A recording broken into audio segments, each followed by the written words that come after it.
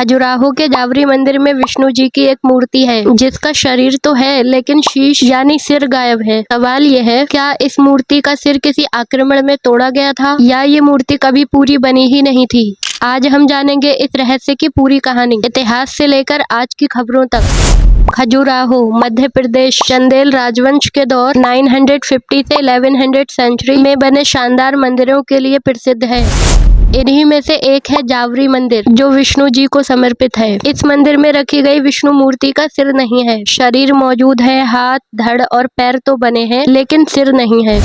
इतिहासकारों की अलग अलग राय है। कुछ कहते हैं कि मूर्ति का सिर किसी आक्रमण जैसे मुगल काल के हमले में तोड़ा गया, वहीं कुछ का मानना है कि मूर्ति अधूरी ही छोड़ दी गई थी और सिर कभी बनाया ही नहीं गया।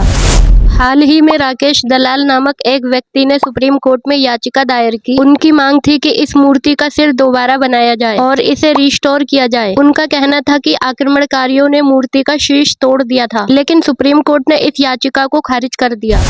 कोर्ट ने कहा कि ये मामला ASI यानी आर्कियोलॉजिकल सर्वे ऑफ इंडिया के अधिकार क्षेत्र में आता है, न कि सुप्रीम कोर्ट में। साथ ही कोर्ट ने इसे पब्लिसिटी इंटरेस्ट लिटिगेशन भी बताया। सुनवाई के दौरान CJI BR गवई ने टिप्पणी की, अगर आप भगवान विष्णु के भक्त हैं तो आप पूजा कीजिए, प्रार्थना कीजिए। इस टिप्पणी पर सोशल मीडिया में गुस्सा फूटा और लोगों ने कहा कि इससे धार्मिक भावनाएं आहत हुई हैं। बाद में CJI ने स्पष्ट किया कि उनका इरादा किसी भी भावना को ठेस पहुंचाना नहीं था और उन्होंने सभी धर्मों का सम्मान किया है।